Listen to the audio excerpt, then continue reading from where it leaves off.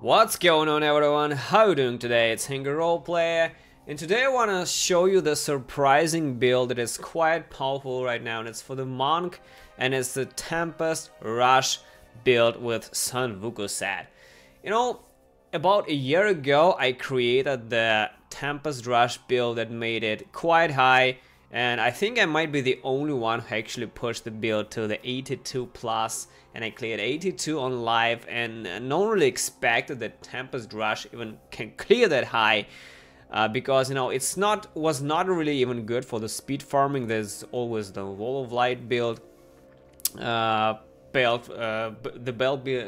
build for the speed farming, and the Tempest Rush was also like the Black Horse. It was some people used it in the past for speed farming, but it never really was good or popular. So I kind of got sucked into Tempest Rushing for quite a while and created that build that pushed it to the absolute limit, and I cleared 82 on the live about a year ago, and I know for a fact that it's the highest clear out there.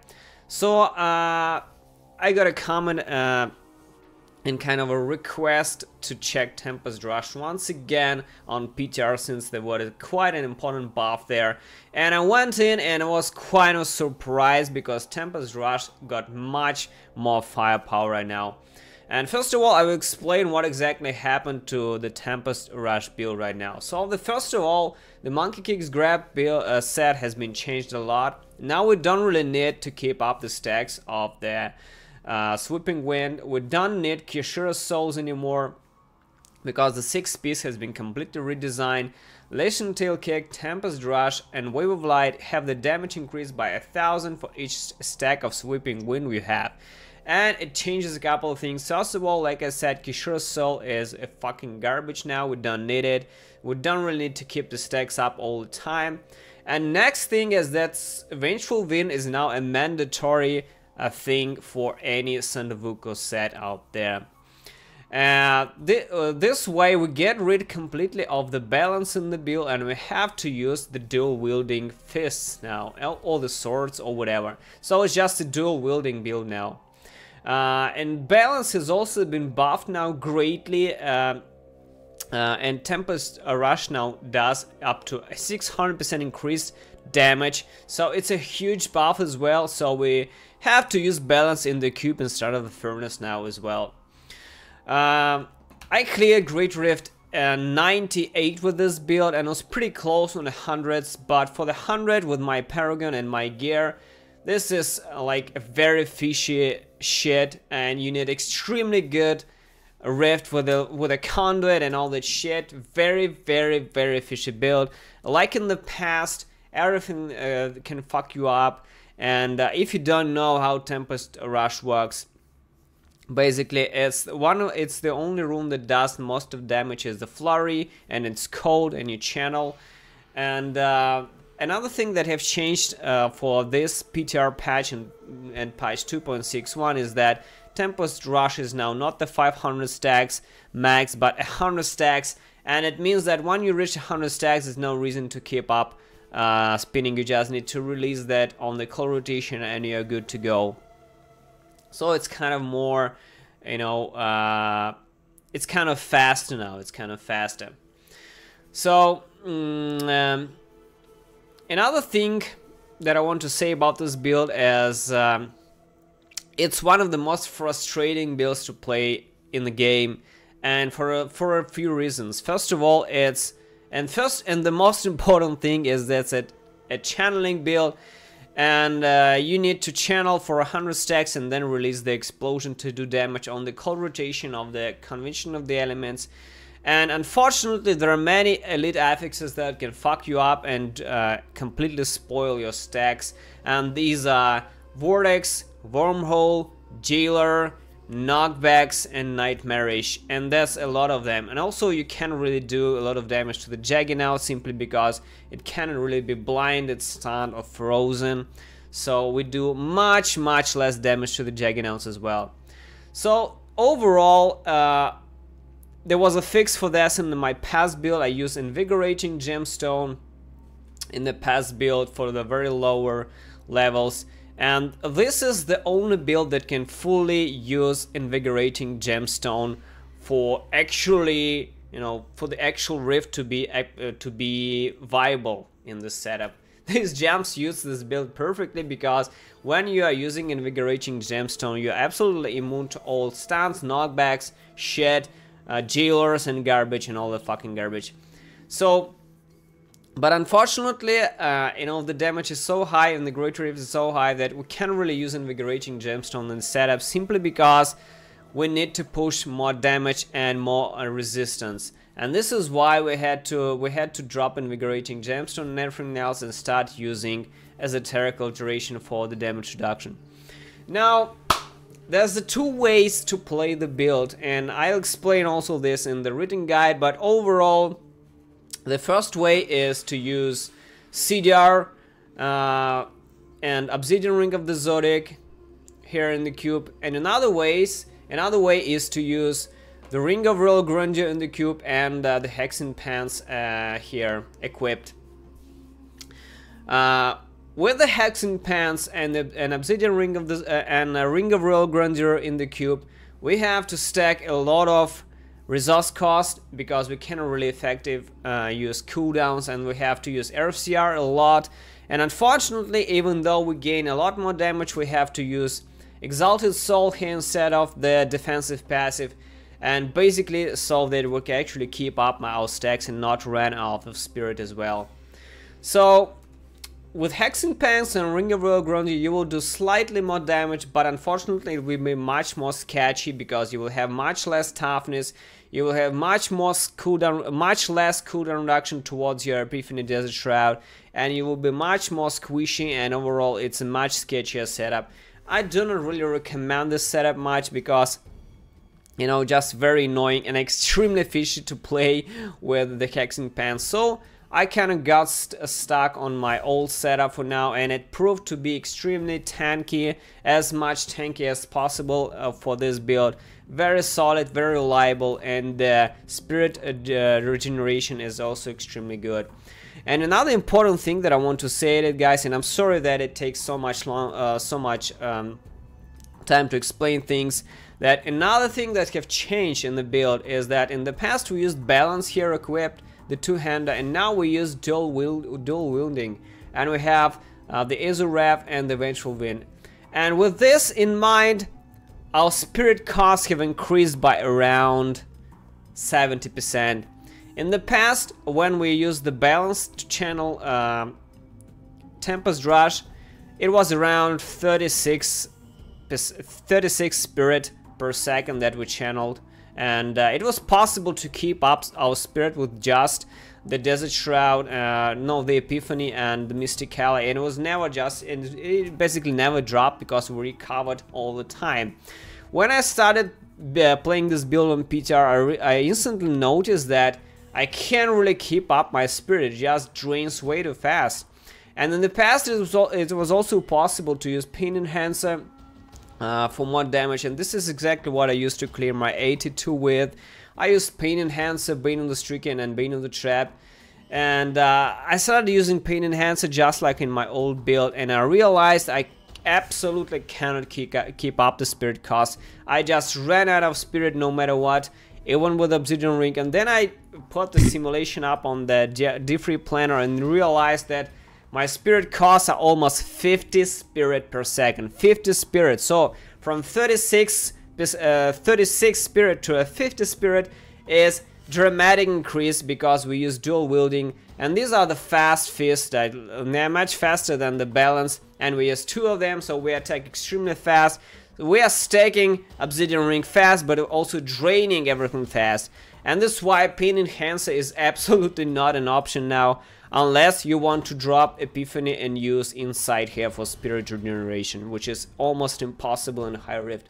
So these are the changes that I experienced within the build. But the build, as a result, became so much stronger. We now pack more toughness, more defense, but also have a ton more firepower as well. I will go over the gear and the build and tell you what exactly do we need for this setup. First of all, it's Sunwuko's. It is full 6 speed without the Ring of Royal Grandeur. The helm is dex with hit chance, the shoulders are dex with area damage and RCR, or you can go also cooldown reduction there, but I prefer 1 cooldowns and 1 RCR somewhere. The gloves are dex with hit damage and hit chance, you can go area damage here if you wish. The pants are dex with all res, the boots are Cruda's boots, dex with all res and Tempest Rush damage here as well. Sunwuko Shines is our amulet and it's dex, hit, damage and chance, but the perfect one would be of course cold, hit damage and chance, but if you have ancient it's pretty equal. Cesar's Memento have also been buffed and it's now rolls with up to 800% increased damage that enemies take from a Tempest Rush when you hit them with blind, freeze or stun. And the roll should be cold, dex, with and hit chance. The rings are the same convention of the elements with hit damage, chance and area damage here. Another ring is Unity, of course I prefer it much more over Obsidian ring simply because we do 15% more damage to elites and this is all that matters. Killing elites is priority number 1 in this build and the stat should be crit, damage chance and damage against elites. We also, since we dropped Kyoshiro Souls, there are 2 options for the belts here and one of the options are the Ancient Witching Hour, dex with, attack speed, hit damage, max as possible. This is a pure DPS option here. And another option which is kind of cool, Court of Shermer, chance on hit to create a chaos field that blinds and slows enemies. And blinds automatically proxies Memento and will do more damage, but since we use also the blinding flash here as well as Azure Wrath, which freezes the enemies with a very high chance to freeze. This is more like a very small quality of life improvement. Overall, I would say that between these two, they are almost equal. Like this is the raw damage increase and this is more like the small quality of life. And this is very good for speed farming as well. But I still prefer Witching Hour here. The weapons are of course the Vengeful Wind, what is mandatory now, and with the current reworked Sunwuko's 6-piece bonus now, we have 10 stacks of Sweeping Wind all the time, and with the maximum stacks Vengeful Wind, we now have 10 stacks and basically we do 10,000 increase % damage on the 6-piece here. And the roll should be dex, area damage and life on hit. You can also stack CDR or life on hit, it doesn't really matter. But area damage will be, you pop more trash and it will be much better. Area damage is extremely strong in this build as usual, and I stacked area damage in my original build and I will go with area damage on this build as well.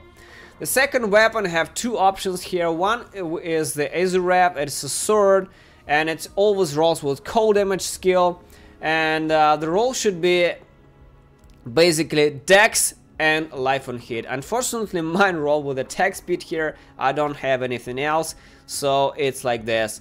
Why are 2 life on hit, guys? Simply because the incoming damage in the GR100 is absolutely fucking ridiculous, and trust me, it's extremely hard, it's extremely annoying to like spin through all this shit on screen, and you basically just very easy to die. You need some recovery. You can also roll a spirit life per spirit span here. It's pretty the same shit, except life per hit you hit always more than you spend spirit with.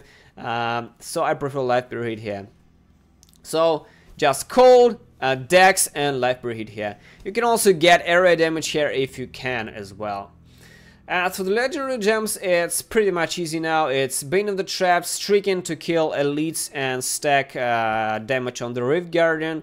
If you think that Taeguk is a good option, it's not, because at 20 stacks, Stricken out damages every fucking game in the game, every fucking gem in the game. Trust me.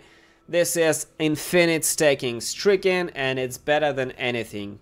Across the Rift, Taeguk will win you some time maybe, but trust me, against elites and all that matters basically in this game, you will need Stricken. And the third option is pretty mandatory, because without this you will have a hard time surviving anything there. This is Esoterical Alteration here, the max level 1. And now in the cube it's balanced, the buffed one for the damage. Mental of Channeling gives us 25% more increased damage, and we take reduced damage from the enemies when we channel, and we channel all the time. And Obsidian Ring of the Zodiac to keep up with all the cooldowns and help with the spirit, increased spirit cost. It still works, but not as smooth as before, unfortunately, so you have to be twice more attentive to your Mysticala into your Epiphany here. Let's go over the skills. Tempest Rush Flurry. So how this shit works in general. Pop your Epiphany, pop your Sweeping Wind, start running, spinning, you see you're gaining stacks. When the cold rotation moves in, you're blinding the enemies, and then you just release and pop the Tempest Rush Explosion. Keep in mind that Tempest Rush Explosion is extremely small. It's just 15 yards radius. This is very actually small, so be sure to pop it right on top of your elite that you plan to kill. Not close, not near, just fucking on top of the heads. This way you will maximize your damage on the flurry. On the right button, Blinding Flash. This is the main source of our damage to this through the Caesar's Memento here. And you can have a Crippling Light here as well, but this is around 7% more damage. This is additive, so don't be fooled by this 29. This is around 7% damage more across the rift. But if you're dying, you can actually try to go Crippling Light. This is the second best option here. Here is Mentor of Salvation Agility, pretty mandatory for dodge. Epiphany Desert Shroud is your spirit regeneration as well as damage reduction. This is mandatory. I tried going inside and it just doesn't work, you die too much. Sweeping Wind Inner Storm for the stacks, for the 6-piece bonus, for the Vengeful Wind, for everything. This is nowhere you can go without this. Another thing is Mystic Ally, Air Ally. This is, we have 2 allies with this, and we recover 200 spirit with this. They also regen spirit for us. And this is mandatory to recover our spirit as well. When you are dropping and you are around here on the spirit, pop this, always save this shit for your spirit, and this will walk towards Obsidian Ring of the Zodiac as well. So keep that in mind. Do not just pop it all the time. Watch your spirit here and just pop it when you are really low. As for the passive, Relentless Assault is mandatory. This is the multiplier, this is a huge boost for the damage. And everything else is just cooldowns with Beacon of Ether, Harmony for the toughness, and Guardian's Path. Since we're dual wielding, we are having Guardian's Path. This is much better than everything else. And other options here, Exalted Soul, which will slightly make your spirit regeneration better. Exalted Soul is mandatory if you will run with the Hexing Pants and Ring of Royal Grandeur in the cube. This is mandatory. You cannot really keep up the spirit without the Obsidian Ring and not without the Exalted Soul. So Exalted Soul is mandatory for the Hexing Pants setup. Another cool passive that you can have for the damage is you drop Harmony for the Unity. Unity is quite massive and it will greatly boost your damage here. Yes, I have over 3 million here, but my toughness will also greatly drop with this as well. So this is pretty much it, guys, and like I said, the build can clear 100 with even lower Paragon, and I know for a fact there is a guy who cleared 100 with much lower Paragon than me, but in reality it's extremely fishy. You need a conduit, you need like 6 minutes ahead of timer, extremely good. Elites across the rift, everything else is just 1 in 1,000 rift. And another thing that I wanted to say is, I forgot to say, is another option that you may have on a second weapon, and this is the Sledge Fist. Our ZDPS Sledge Fist, guys. Look at this. If you can remember, Sledge Fist rolls with a chance to stun on hit, and it's actually very powerful because it's the highest stun weapon in the game, and it can roll up a 50% stun on hit, and it's much higher than the chance to freeze on hit on the Azurev. Unfortunately, it doesn't have any kind of elemental buff, but as a stun and a source, it's extremely powerful, and it will work towards Caesar's Memento as well, and it also actually provide another source of control impairing effect of your enemies. So I think that Sledfist is the second best option here instead of Azurav. And it also can roll with an extra stat like Vitality. You can get damage here, or attack speed, or area damage. On the Azurav, it's always filled by the cold damage skill here. But cold is pretty good. It's much more firepower in general. So this is it. I hope I explained everything, guys, and Tempest Rush is pretty powerful, but I think that it's not yet in the like Great Wave 100 plus meta like the Wall of Light and everything else. Well, thanks for watching and see you soon.